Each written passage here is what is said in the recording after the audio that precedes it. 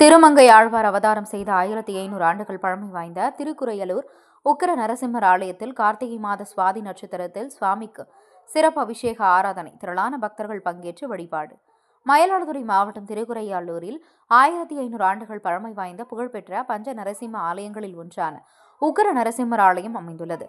வைணவ ஆழ்வார்களில் திருமங்கை ஆழ்வார் அவதாரம் செய்த இந்த ஊரில் அமைந்துள்ள இந்த ஆலயம் மிகவும் பிரசித்தி பெற்றது. சுவாதி நட்சத்திரத்தில் நரசிம்மர் அவதரித்ததாக புராணங்கள் தெரிவிக்கின்றன. கார்த்திகை மாத சுவாதி நட்சத்திர தினத்தை முன்னிட்டு உக்கிர நரசிம்மர் ஆலயத்தில் உலக நன்மை வேண்டி நவகிரக ஓமம், சுதர்சன ஓமம் ஆகியவை நடைபெற்றன. யாகத்தில் வைத்து பூஜைப்பட்ட புனித கடங்கள் ஆலய வெளிப்பிரகாரத்தில் ஊர்வலமாக எடுத்து வரப்பட்டது. தொடர்ந்து நரசிம்ம பெருமாள் மற்றும் தாயாருக்கு பால், பன்னீர், இளநீர், சந்தனம் உள்ளிட்ட 16 வகை திரவிய பணிகளால் சிறப்பு அபிஷேக ஆராதனைகள், மகா தீபாராதனை நடைபெற்றது. பக்தர்கள் தரிசனம் செய்தனர்.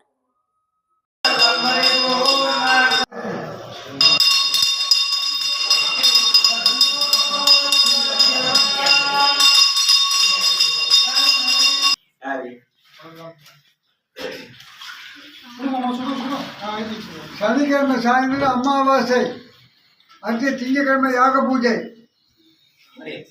ஓம்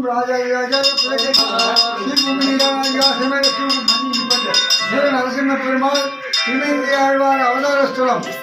2000 ஆண்டுகளுக்கு முன்னால் குறை தீர்க்கும் திருக்குறையூரில் உள்ள திருமங்கை ஆழ்வார் அவதாரம் செய்து பூஜித்த எம்பெருமான் உக்கிர நரசிம்ம பெருமாள் பிரதோஷ சுவாதியில எண்ணி சம்பாரத்துக்கு அவதாரம் பண்ணப்பட்டு நம்ம சன்னதி நவகிரக தோஷம், செய்வன தோஷம், பிதிர் தோஷம், சத்ரு தோஷம், திருமணத்தடை, புத்திரவாக்கியம் இல்லாமை, ராஜ்ய பரிபாலம், ஆயுள் விருத்தி இவை அனைத்துக்கும் எம்பெருமானுக்கு அமாவாசை, பிரதோஷம், சுவாதி இந்த தினங்களில் அபிஷேக அன்னதானம் பண்ணுறது விசேஷம்.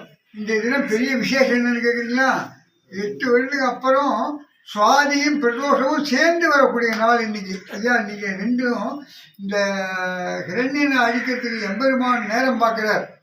பிரதோஷ காலம்னா சாயந்தரம் 6 மணி. அந்த பிரதோஷ சுவாதி சேர்ந்து வந்து பெரிய பாக்கியம். கார்த்திகை மாதத்தில் இந்த மாதத்தில் திருமங்கை ஆழ்வார் அவதாரம் பண்ண மாதத்தில் எம்பெருமான் பிரதோஷ சுவாதி செய்து பெரிய விசேஷம். ஆயுள் விட்டு தீர்க்காய் சொல்லணும்.